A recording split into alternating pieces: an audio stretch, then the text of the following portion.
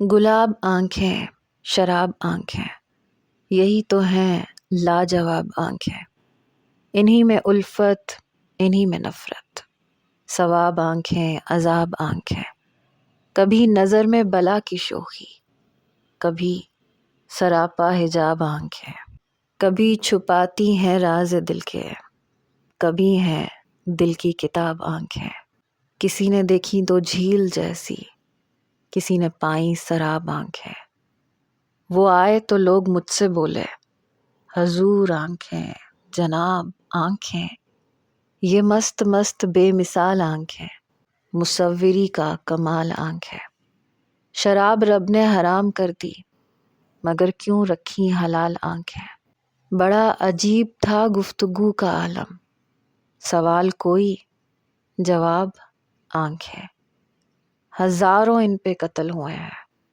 خدا کے بندے سنبھال آنکھیں۔ ہائے اللہ، کتنی ڈیشنگ پرسنالٹی ہے بندے کی، اس پہ اس کی جھکی آنکھیں، مائی گاڈ۔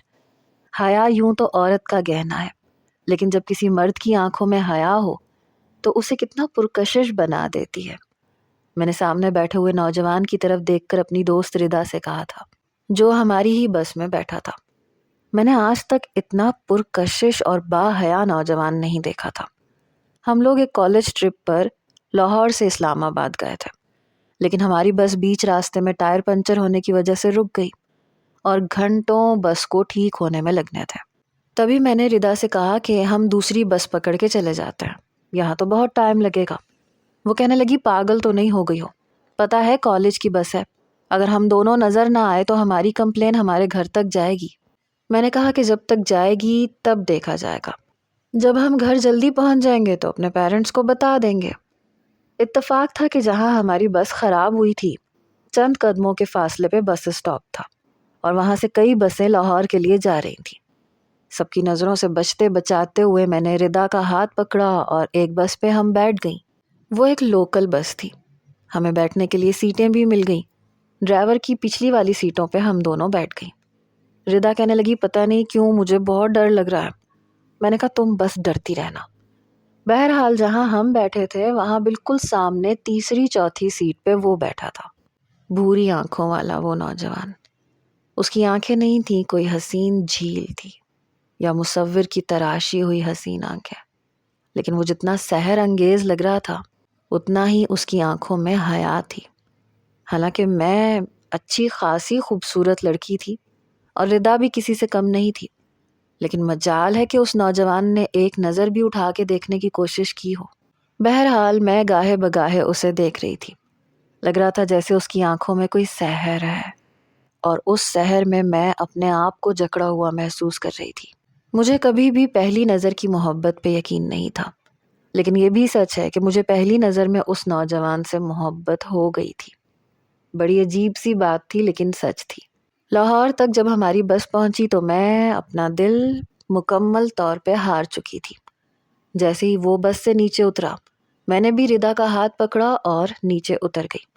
خواہ اپنے پرس میں سے ایک پرانا سا کارڈ نکالا، شاید اپنے بابا کے کسی دوست کے آفس کا تھا۔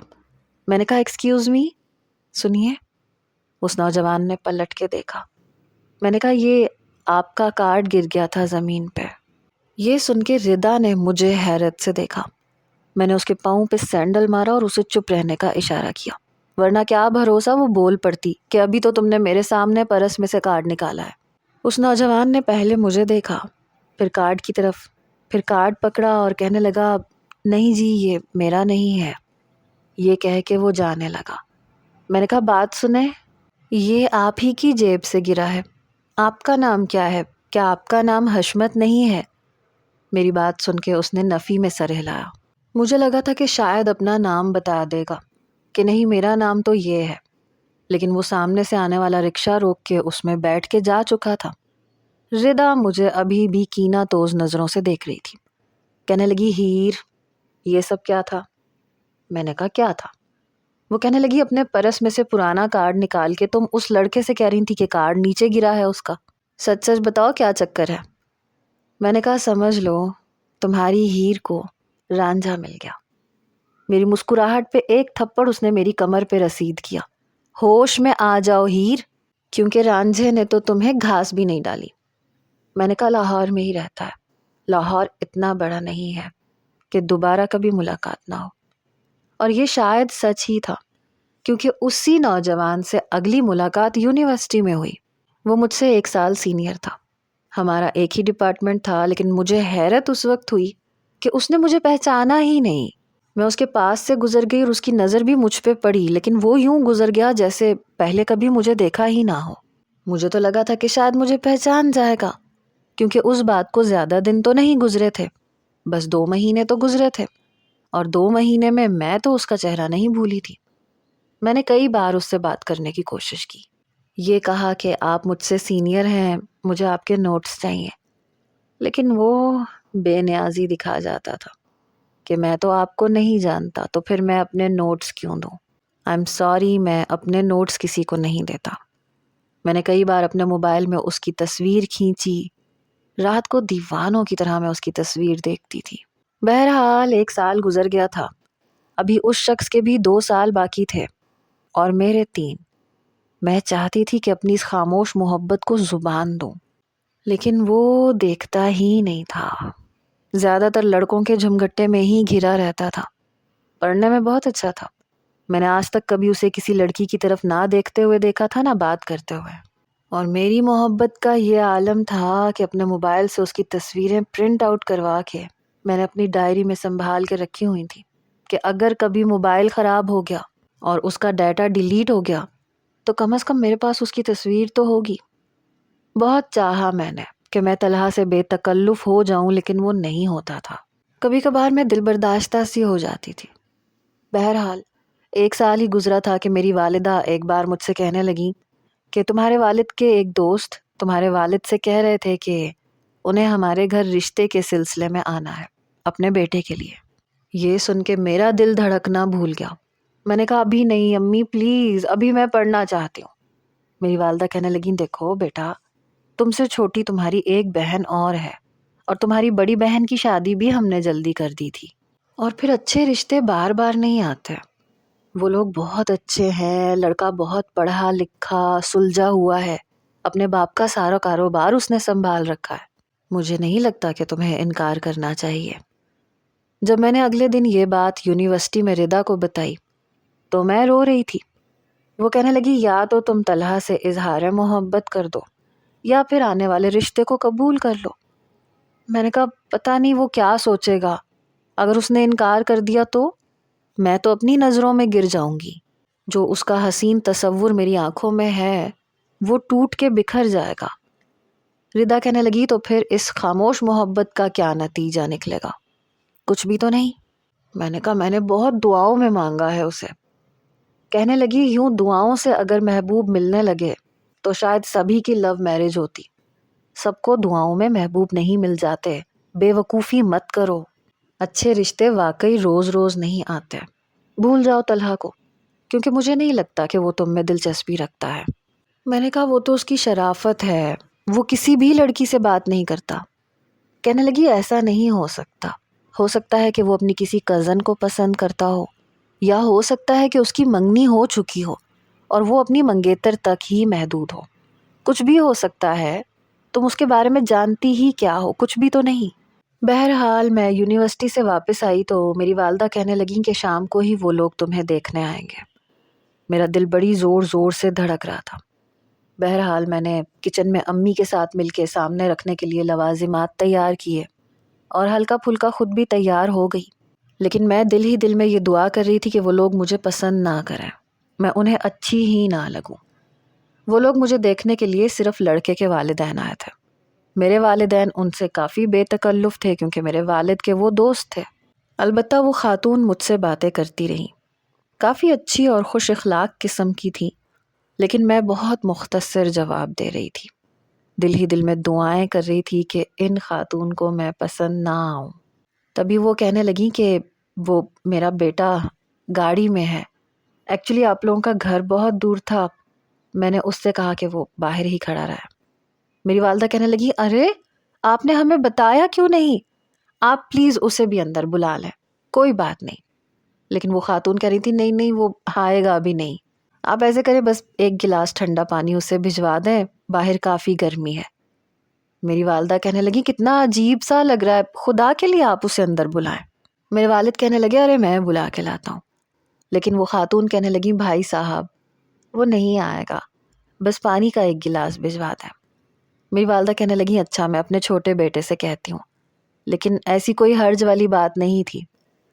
بہرحال میں اپنے کمرے میں آ گئی، تبھی میری بہن کہنے لگی آپ بھی جلدی سے ادھر آئیں۔ میں نے کہا کیا مسئلہ ہے؟ کہنے لگی دیکھیں تو صحیح دلہا بھائی کتنے ہینڈسم ہے۔ وہ کمرے کی گیلری میں کھڑی ہوئی تھی۔ میں نے کہا مجھے نہیں دیکھنا۔ وہ اندر آ گئی، کہنے لگی دیکھیں تو صحیح کتنے پیارے ہیں۔ میں نے کہا روشن آرا میرا ہاتھ چھوڑو، نہیں دیکھنا مجھے۔ لیکن وہ میری کلائی پکڑ کے مجھے گیلری میں لے گئی۔ میرا چھوٹا بھائی پانی کا گلاس اسے پکڑا رہا تھا، آنکھوں پہ کالا چشمہ لگائے۔ جیسے ہی اس نے پانی کا گلاس پکڑا میرا دل دھڑکنا بھول گیا۔ مجھے اپنی آنکھوں پہ یقین نہیں آ رہا تھا، کیونکہ میرے سامنے طلحہ کھڑا ہوا تھا۔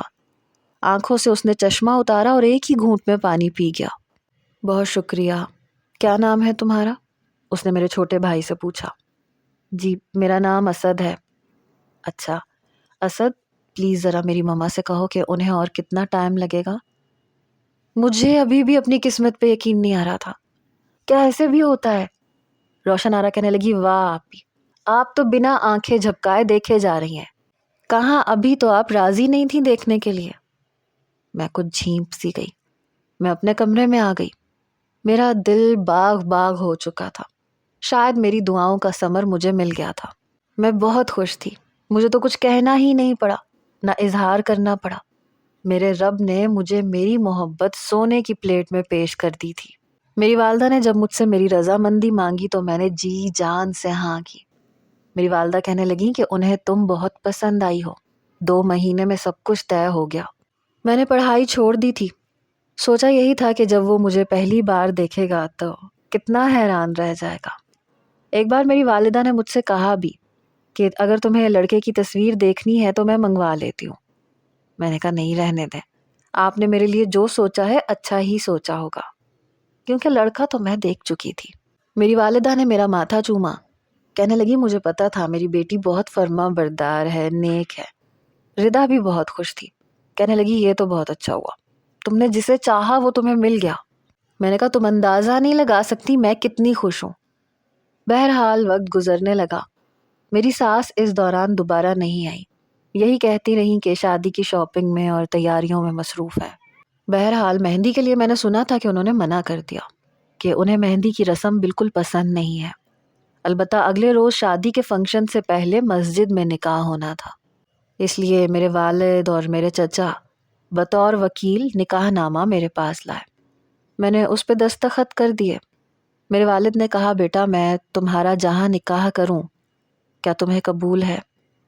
میں نے کہا جی بابا مجھے کوئی اعتراض نہیں ہے، مجھے قبول ہے۔ شاید میرے والد کو نکاح خواں کی طرح لفظوں کو ترتیب نہیں دینی آتی تھی۔ بہرحال اس وقت مجھے پارلر جانے کی بھی جلدی تھی۔ میرے والد میرا نکاح نامہ لے کے مسجد میں چلے گئے۔ باقی کا نکاح مسجد میں ہوا۔ رات کو میں دلہن بنی ہوئی تھی، سب میری تعریف کر رہے تھے کہ بہت خوبصورت لگ رہی ہو، ہیر تمہارا دلہا دیکھ کے رانجھا بن جائے گا تمہارا۔ میں بھی مسکرا کے سب کی تعریف وصول کر رہی تھی۔ میں برائڈل روم میں تھی جب ڈھول کے پٹاخوں کی آوازیں آنے لگی۔ میرے چہرے سے مسکراہٹ غائب ہی نہیں ہو رہی تھی۔ کچھ ہی دیر میں میری سہیلیوں نے کھانا برائڈل روم میں میرے سامنے سجا دیا، کہنے لگی کہ یہ سب تو ہوتا رہے گا، پہلے کھانا کھا لو اس کے بعد باقی کی رسمیں ہوں گی۔ اتفاق تھا کہ ردا نہیں آئی تھی، اسے بخار تھا اور میں اسے بہت مس کر رہی تھی، کیونکہ وہی تو تھی میری بیسٹ فرینڈ، میرے دل کی ہر بات سے واقف، اور وہی میری زندگی کے اتنے بڑے دن میں شامل نہیں تھی۔ بہرحال میں نے کھانا کھایا، پھر میری سہیلیاں مجھے اپنے ساتھ اسٹیج پہ لے گئیں۔ میں نے آنکھیں نہیں اٹھائی تھی، دل بڑی زور سے دھک دھک کر رہا تھا۔ سامنے میرے خوابوں کا شہزادہ بیٹھا تھا، میری محبت۔ میں اسٹیج کی سیڑھیاں چڑھنے لگی، تبھی ایک مردانہ ہاتھ میری طرف بڑھا۔ مسکراتے ہوئے جیسے ہی میں نے اپنا ہاتھ اس کے ہاتھ میں دیا، نظریں اٹھا کے اس کی طرف دیکھا تو مجھے لگا جیسے میں پتھر کی ہو چکی، وہ کوئی اور تھا، چہرے پہ مسکراہٹ سجائے ہوئے۔ مجھے لگا جیسے میرے پاؤں من بھاری ہو چکے ہیں۔ یہ کون تھا؟ میرا ہاتھ پکڑے وہ مجھے اسٹیج کے صوفے پہ لے آیا، میرے برابر میں بیٹھ گیا۔ میرے دماغ میں دھماکے سے شروع ہو چکے تھے۔ یہ کیسے ہو سکتا ہے؟ میں نے خود اسے دیکھا تھا، گاڑی کے پاس کھڑا پانی پی رہا تھا۔ روشن آرا نے بھی تو یہی کہا تھا کہ یہ آپ کا دلہا ہے، تو پھر یہ کون تھا؟ تبھی میری بہن دودھ کا گلاس پکڑ کے لے آئی۔ اس وقت میری بہن 8ویں جماعت میں پڑھتی تھی۔ اس نے دودھ کا گلاس آگے بڑھایا، لیں بھائی یہ آپ کے لیے۔ تبھی پیچھے سے آواز آئی، ایک منٹ، سالی صاحبہ پہلے یہ بتائیں کہ یہ دودھ کا گلاس میرے بھائی کو کتنا مہنگا پڑنے والا ہے۔ تبھی میں نے اپنے پیچھے کی طرف دیکھا تو وہ کھڑا مسکرا رہا تھا۔ بھائی، اس نے میری طرف شاید ابھی تک نہیں دیکھا تھا۔ میری بہن کہنے لگی، طلحہ بھائی آپ تو چپ رہیں، لینا برہان بھائی، آپ کو پتا ہے میں نے بادام پستے کتنا کچھ ڈال کے اس دودھ کو پکا کے مزیدار بنایا۔ وہ کہنے لگا، بھائی آپ کی جیب میں آگ لگنے والی ہے، جتنے ڈرائی فروٹ اس نے دودھ کے گلاس میں ڈالے ہیں وہ سب کے سب آپ کو ہزاروں کے نوٹوں میں دینے پڑیں گے۔ اس کی بات سن کے سب ہنس رہے تھے، میری آنکھوں سے ٹپ ٹپ آنسو گر رہے تھے۔ تبھی میرے کان میں سرگوشی کی آواز نے مجھے چونکایا، جی بیگم صاحبہ، کیا خیال ہے؟ کتنے پیسے دینے چاہیے آپ کی بہن کو؟ میرے تو حلق میں جیسے آواز اٹک سی گئی۔ ارے آپ ہی سے کیا پوچھ رہے ہیں، مجھ سے بات کریں نا۔ پیچھے میری بڑی بہن بھی کھڑی ہوئی تھی، کہنے لگی، برہان بھائی آپ جو اپنی خوشی سے دے دیں۔ روشن آرا کہنے لگی، آپ تو چپ رہے، یہ کیا بات ہوئی؟ صفدر بھائی نے ہیر آپی کو پورے 20,000 دیے تھے۔ برہان کہنے لگا، چلیں 20,000 تو کوئی بہت زیادہ رقم نہیں ہوئی، میں تو سمجھا تھا کہ 1,00,000 مانگ لیا جائے گا۔ چلو بھائی طلحہ پیسے نکال کے دو۔ اس نے جیب میں سے پیسے نکال کے دیے۔ میں شاید رخصتی میں اتنا نہ روتی جتنا اب اپنی ماں کے ساتھ لگ کے رو رہی تھی۔ میری والدہ کہنے لگی، کیا ہو گیا بیٹا تمہیں، ایک ہی شہر میں ہے اور پھر آتے جاتے رہنا۔ میرا ہاتھ برہان کے ہاتھ میں دے دیا گیا۔ میرا جی چاہ رہا تھا کہ میں رخصتی سے انکار کر دوں، کسی ایسی جگہ چلی جاؤں جہاں مجھے طلحہ کبھی نظر نہ آئے۔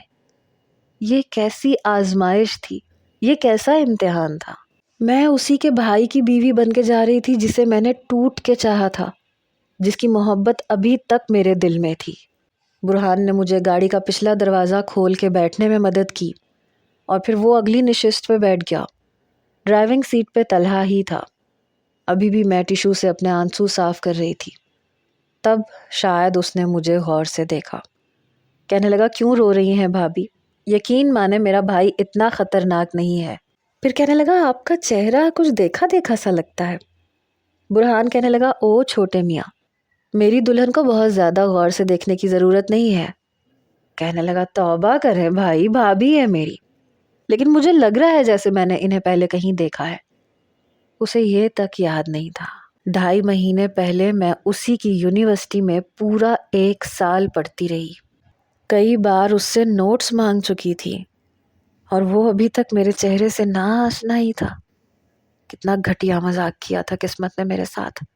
کاش میری شادی کہیں اور ہو جاتی، اگر وہ میرے نصیب میں نہیں تھا تو پھر اس کا بھائی کیوں؟ دل ہی دل میں دعا کر رہی تھی کہ اب وہ مجھے کبھی نہ پہچان پائے، اسے کبھی نہ پتہ چلے کہ میں کون تھی۔ گھر پہنچ کے میری ساس نے مجھے برہان کے کمرے میں بٹھا دیا، کیونکہ اس کی کوئی بہن نہیں تھی، صرف وہ 2 بھائی ہی تھے۔ پتہ نہیں کیوں میں اپنے آنسوؤں پہ اپنا اختیار کھو بیٹھی۔ میں بہت چاہ رہی تھی کہ میں نہ روں، ضبط کر جاؤں، آنسو اپنے اندر کہیں بہا لوں، لیکن میرے ارمانوں کا قتل ہوا تھا۔ آنسو تھے کہ تھمنے کا نام نہیں لے رہے تھے۔ کچھ ہی دیر کے بعد کمرے کا دروازہ کھلا، برہان کمرے میں آئے، کمرے کا دروازہ انہوں نے بند کیا۔ میں نے اپنے آنسو صاف کیے، وہ میرے سامنے بیٹھ گئے۔ او ہو، آپ تو ابھی تک رو رہی ہیں، کیا گھر والوں کی بہت یاد آ رہی ہے؟ میں نے اس بات میں سر ہلایا۔ اس کا مطلب کل کو آپ مجھ سے بھی اتنی ہی محبت کریں گی، کیونکہ میں نے سنا ہے کہ جو لڑکی اپنے ماں باپ سے بہت محبت کرتی ہے وہ شوہر کو بھی دل و جان سے چاہتی ہے۔ وہ شاید مجھے بہلانے کی کوشش کر رہے تھے۔ میں خود کو اس بات پر آمادہ کرنے کی کوشش کر رہی تھی کہ اب برہان میرے شوہر ہیں، مجھے طلحہ کے بارے میں نہیں سوچنا چاہیے۔ ہیر، کیا بات ہے؟ کیا میں آپ کو بالکل بھی اچھا نہیں لگا؟ شاید میرے بہتے آنسو دیکھ کر اس نے پوچھا۔ ایسی تو کوئی بات نہیں ہے، میں چاہتی تھی کہ میں نہ روں، وہ کیا سوچے گا، لیکن مجھ سے ضبط ہی نہیں ہو رہا تھا۔ پچھلے 2 مہینے سے مجھے یہی لگا کہ میری شادی طلحہ سے ہوگی، کیا کچھ نہیں سوچا تھا۔ ایک دم سے سامنے برہان کو دیکھ کر شاید میرا رد عمل ٹھیک تھا، لیکن اس بات سے صرف میں واقف تھی، باقی سب نہیں۔ مطلب میں آپ کو اچھا لگا ہوں؟ اس نے میرا چہرہ بڑے غور سے دیکھ کے کہا۔ میں نے نظریں جھکا لی، مگر جیسے ہی اس نے میرے ہاتھ پہ ہاتھ رکھا میں بہت بری طرح سے نروس ہوئی۔ پلیز، یہ کہہ کے میں نے ہاتھ پیچھے کرنا چاہا، لیکن اس کی گرفت مضبوط ہوئی تھی۔ آپ میری ہیں ہیر، اور رونے کی وجہ سے پھیلے ہوئے کاجل میں اور بھی زیادہ پیاری لگ رہی ہیں۔ 2 مہینے آپ کے خواب آنکھوں میں سجائے ہیں، اور آج تو ان خوابوں کو حقیقت کا رنگ دینا ہے۔ آپ کو میرا ساتھ تو دینا پڑے گا، انکار کی تو کوئی گنجائش نہیں ہے۔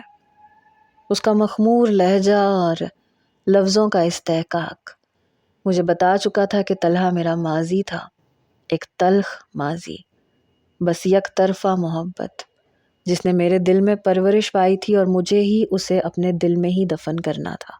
برہان نے مجھے انگوٹھی پہنائی، مجھے حق مہر کی رقم بھی کیش میں دی۔ مجھے لگ رہا تھا جیسے میں کوئی بے جان مجسمہ ہوں۔ وہ میری تعریف کر رہا تھا، لیکن میرے دل میں کوئی احساس تک نہ تھا۔ میں چاہتی تھی کہ اس کی محبت کو محسوس کروں، لیکن اختیار میں نہیں تھا۔ کرنٹ اس وقت لگا جب برہان کے لب مجھے اپنے رخسار پہ محسوس ہوئے۔ میں آنکھیں بند کر چکی تھی۔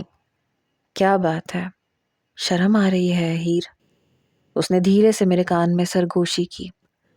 یہ رات برہان کے لیے شاید یادگار تھی، لیکن میرے لیے ایک کڑا امتحان، اور ابھی میرے لیے اور بھی بہت سے امتحان تھے۔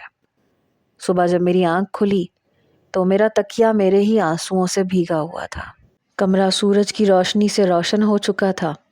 جیسے ہی اٹھنے لگی برہان مجھے اپنے ساتھ لگا چکے تھے۔ ابھی بس 9 بجے ہیں، ہمارے گھر میں اتنی جلدی صبح نہیں ہوتی۔ آپ جاگ رہے ہیں؟ میں نے ہچکچاتے ہوئے پوچھا۔ وہ شاید نیند میں تھے۔ ہیر، تم رات کو رو کیوں رہی تھی؟ برہان کی بات پہ میں گھبرا گئی۔ نہیں تو، میں نے بات بدلی۔ تم خوش تو ہو نا؟ میں نے کہا جی۔ کیا یار، کیا اتنا ہی بولنا آتا ہے تمہیں؟ جی ہاں نہیں، بس پوری رات میں تم سے باتیں کرتا رہا۔ بولا کرو یار، مجھے اچھا لگے گا۔ کیسے بولتی؟ مجھے تو لگ رہا تھا جیسے ساری باتیں ہی ختم ہو گئی۔ مجھے زیادہ بولنے کی عادت نہیں ہے، میں نے دھیرے سے کہا۔ او ہو، پھر تو میں بور ہو جاؤں گا۔ بولا کرو یار، باتیں کیا کرو۔ کوشش کروں گی۔ صبح ناشتے کی ٹیبل پر میں برہان کے برابر میں ہی بیٹھی تھی۔ میری ساس مجھے پلیٹ میں آملیٹ ڈال کر دینے لگی۔ تبھی طلحہ اپنے کمرے سے بڑی عجلت میں باہر آیا۔ السلام علیکم بھابھی، یہ کہتے ہوئے میرے سامنے والی کرسی پہ بیٹھ گیا۔ بھائی، ولیمے کے لیے میرے لائق کوئی کام ہے تو بتا دے، میں کر دیتا ہوں۔ ابھی بھی وہ بس اپنے بھائی کی طرف ہی متوجہ تھا۔ میں نے اس کی طرف بس ایک نظر دیکھا اور نظریں جھکا گئی۔ ہاں ایسے کرو، تم ذرا کھانے کا انتظام دیکھ لو۔ جی بھائی۔ میں نے آملیٹ کو ہاتھ بھی نہیں لگایا تھا، میں بس چائے پی رہی تھی۔ بھابھی، آپ ناشتہ ٹھیک سے کیوں نہیں کر رہی ہیں؟ بس چائے پیے جا رہی ہیں؟ میں نے بنا اس کی طرف دیکھ کے کہا، بس بھوک نہیں لگ رہی۔ میں آپ کا دیور بھی ہوں اور آپ مجھے نند بھی سمجھ سکتی ہیں، مگر اچھے والی نند۔ بھائی کے سارے راز میں جانتا ہوں، اس لیے مجھ سے دوستی کر لیں، فائدے میں رہیں گی۔ وہ مسکراتے ہوئے کہہ رہا تھا۔ طلحہ، کیوں میری بیوی کے دل میں شک ڈال رہے ہو؟ کون سے راز جانتے ہو تم؟ ذرا مجھے بھی تو پتہ چلے۔ برہان کی بات پہ وہ ہنسنے لگا۔ ارے یہ بول ہی نہیں رہی ہیں، اس لیے سوچا کہ شاید یہ بات سن کے مجھ سے پوچھے کہ بتاؤ کون سے راز۔ اپنے کپ میں چائے ڈالتے ہوئے اس نے کہا۔ پھر کہنے لگا، پتہ نہیں کیوں مجھے ایسے لگتا ہے جیسے میں نے آپ کو پہلے کہیں دیکھا ہے۔ میں نے ابھی بھی کوئی جواب نہیں دیا. پھر کہنے لگا او ہاں آپ شاید یونیورسٹی میں مجھ سے جونیئر تھی ہے نا؟ میں نے کہا ہاں شاید، مجھے بھی لگتا ہے کہ میں نے آپ کو یونیورسٹی میں کہیں دیکھا ہے. میں بھی انجان بن گئی. بات آئی گئی ہو گئی. کبھی خواہش تھی کہ وہ مجھ سے دوستی کرتا، لیکن اب میں چاہتی تھی کہ وہ میرے سامنے ہی نہ آئے، اور اتنا ہی وہ مجھ سے بے تکلف ہونے کی کوشش کرتا تھا. برہان شام کو واپس آتے تھے، وہ یونیورسٹی سے جلدی آ جاتا تھا. آج بھی میں اپنے کمرے میں تیار ہو رہی تھی جب میرے کمرے پہ دستک ہوئی. مجھے لگا شاید میری ساس ہے. میں نے کہا کون ہے، آ جائے اندر. تبھی طلحہ کی آواز آئی، میں ہوں بھابھی. یہ کہہ کے اس نے دروازہ کھولا. اسے دیکھ کر میں جو اپنے بالوں کو برش کر رہی تھی، برش ڈریسنگ ٹیبل پہ رکھ دیا. کہنے لگا آپ تیار ہو رہی ہیں؟ میں نے کہا آپ کو کوئی کام تھا؟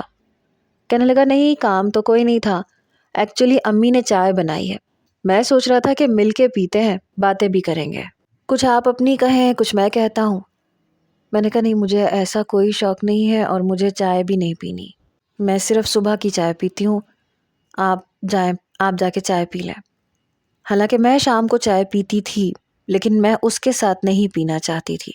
کہنے لگا اچھا ٹھیک ہے، چائے نہ پئیں لیکن باہر تو آ جائیں، مل کے باتیں کرتے ہیں. میں ویسے بھی گھر میں بور ہوتا رہتا ہوں، اچھا ہے آپ کے ساتھ گپ شپ لگی رہے گی، آپ کا بھی دل لگا رہے گا، میرا بھی لگا رہے گا. میں نے کہا آپ باہر جا سکتے ہیں، میں کچھ دیر سونا چاہتی ہوں، میرے سر میں درد ہے. حالانکہ میں باہر ہی آ رہی تھی تاکہ اپنی ساس کے ساتھ مل کے چائے پی لوں. میری بات سن کے کہنے لگا اوکے کوئی بات نہیں، آپ آرام کر لیں. یہ کہہ کے وہ چلا گیا. اب یہ ہوتا تھا کہ دن بھر میں زیادہ تر وقت اپنی ساس کے ساتھ گزارتی تھی. رات کو برہان آ جاتے تھے، کبھی مجھے ہوٹل پہ کھانے کے لیے لے جاتے ہیں، کبھی لانگ ڈرائیو پہ. وہ بہت باتونی تھے، وہ باتیں کرتے رہتے تھے اور میں چپ چاپ سنتی رہتی تھی. ارے بھائی میں بولے جا رہا ہوں تم چپ بیٹھی ہو، کچھ بولو نا، کچھ بات کرو.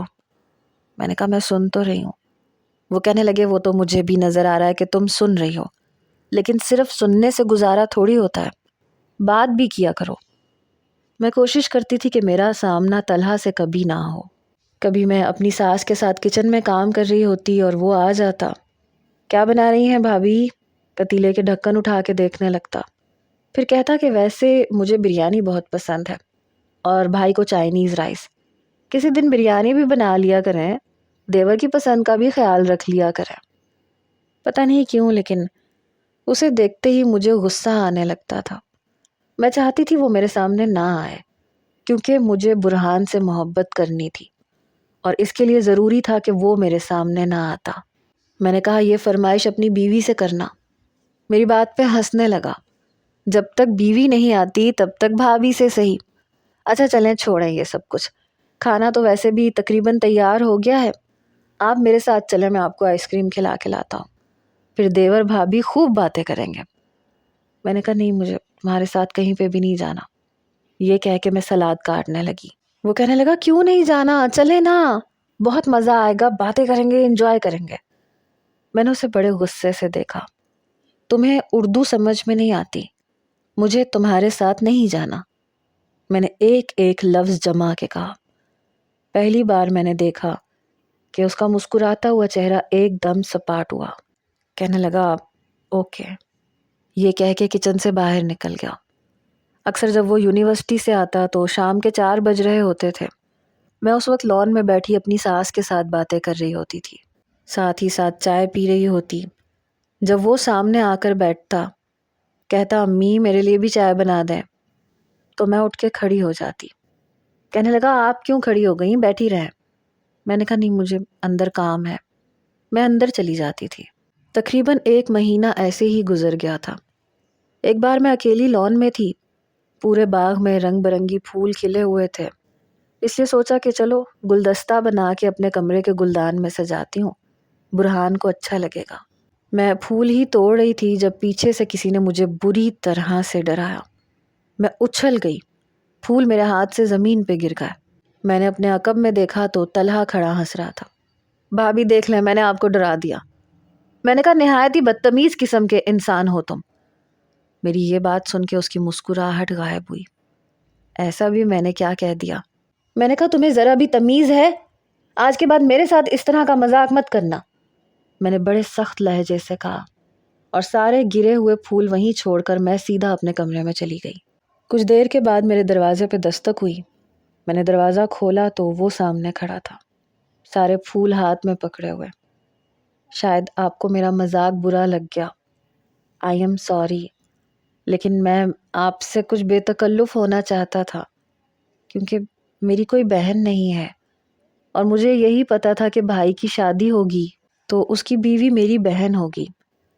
میں صرف اس لیے آپ سے، میں نے کہا مجھے اچھا نہیں لگتا، آپ خدا کے لیے مجھ سے بات مت کیا کریں، اور مجھے اب یہ پھول بھی نہیں چاہیے۔ یہ کہہ کے میں نے زور سے دروازہ بند کر دیا۔ میں جتنا یہ چاہتی تھی کہ وہ میرے سامنے ہی نہ آئے، اتنا ہی وہ مجھے پریشان کرنے لگا تھا۔ مجھے نہیں بننا تھا اس کی بہن۔ میری آنکھوں سے آنسو بہنے لگے۔ میں بہت کوشش کر رہی تھی کہ وہ میرے دل سے نکل جائے اور میں برہان کے ساتھ پوری ایمانداری سے زندگی گزاروں۔ انہی دنوں میری ساس کچھ بیمار ہو گئی۔ اب وہ زیادہ تر اپنے کمرے میں رہتی تھیں، اور میری مجبوری بن گئی تھی کہ جب وہ یونیورسٹی سے آتا تو اس کے سامنے کھانا مجھے رکھنا پڑتا تھا۔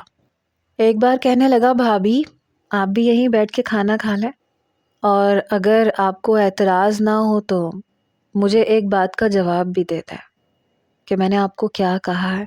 آپ میرے ساتھ ایسا رویہ کیوں رکھتی ہیں؟ میں نے کہا میں نے کیا کہا ہے؟ کہنے لگا آپ کا رویہ سب کے ساتھ ٹھیک ہوتا ہے، بھائی کے ساتھ، بابا کے ساتھ، امی سے بھی یہاں باتیں کرتی ہیں، لیکن میں نے نوٹ کیا ہے کہ آپ کا رویہ صرف میرے ساتھ خراب ہوتا ہے۔ کیا میں وجہ جان سکتا ہوں؟ میں اسے وجہ بتا ہی نہیں سکتی تھی۔ میں نے کہا میری عادت نہیں ہے یوں بے تکلف ہونے کی، اور خاص طور پہ دیور سے۔ میرا خیال ہے کہ دیور کو اپنی حد میں رہنا چاہیے۔ وہ کہنے لگا اپنی اپنی سوچ کی بات ہے، آپ مجھے دیور سمجھتی ہیں اور میں آپ کو بہن۔ بہرحال میں صرف اس کے سامنے کھانا رکھتی تھی، اب وہ بھی لیے دیے رہنے لگا تھا، اور یہی میرے لیے بہتر تھا۔ انہی دنوں میرے سسر کہنے لگے کہ برہان تمہیں 2-3 مہینے کے لیے پنڈی جانا پڑے گا، وہاں پہ میرے دوست کے ساتھ اس کے پروجیکٹ پہ کام کرنا پڑے گا۔ میں نے حامی تو بھر لی تھی، لیکن اب میری طبیعت کچھ ٹھیک نہیں رہتی، اور پھر تمہاری والدہ بھی بیمار ہے۔ برہان کہنے لگا ٹھیک ہے بابا، میں چلا جاؤں گا۔ جب برہان کمرے میں آیا تو میں نے کہا کہ میں بھی آپ کے ساتھ جاؤں گی۔ برہان کہنے لگا امی بیمار ہیں، میں تمہیں کیسے لے جا سکتا ہوں، اور پھر وہاں پہ رہائش کا کوئی خاص انتظام نہیں ہے۔ میں نے کہا میں کچھ نہیں جانتی برہان، میں آپ کے ساتھ جاؤں گی۔ اگر طلحہ یہاں نہ ہوتا تو شاید میں رہ بھی لیتی، لیکن میں نہیں چاہتی تھی کہ میں بار بار اس کا سامنا کروں۔ اچھا تھا کہ میں برہان کے ساتھ چلی جاتی، میرا زیادہ سے زیادہ وقت اس کے ساتھ گزرتا تاکہ میری زندگی کچھ آسان ہو جاتی۔ اسے دیکھ کے مجھے تکلیف ہوتی تھی۔ بہرحال جب یہ بات برہان نے اپنے والدین سے کہی تو سب سے زیادہ برا طلحہ کو لگا۔ کہنے لگا یہ کیا بات ہوئی؟ کیا بھابھی کو نظر نہیں آ رہا کہ امی کی طبیعت کتنی خراب ہے؟ گھر کا نظام کون سنبھالے گا؟ میں بھی وہیں کھڑی تھی۔ میں نے کہا آپ ایسے کریں کہ کوئی ملازمہ رکھ لیں، لیکن میں برہان کے ساتھ ہی جاؤں گی۔ میری ساس کہنے لگی ٹھیک ہے بیٹا تم چلی جاؤ۔ میں جانتی تھی کہ میں ان کی نظر میں بری بن گئی ہوں۔ طلحہ کہنے لگا امی آپ کی طبیعت ٹھیک نہیں رہتی۔ پھر مجھ سے کہنے لگا کیا آپ کو یہاں پہ کوئی مسئلہ ہے یا کوئی تکلیف ہے؟ میں نے کہا یہ تمہارا مسئلہ نہیں ہے، تم کون ہوتے ہو مجھے روکنے والے؟ جب امی کو کوئی اعتراض نہیں ہے تو؟ میں نے اس سے بڑے سخت لہجے میں کہا تھا۔ کہنے لگا بات احساس کی ہوتی ہے، آپ کو خود احساس نہیں ہے تو میں نے سوچا کہ مجھے دلانا چاہیے۔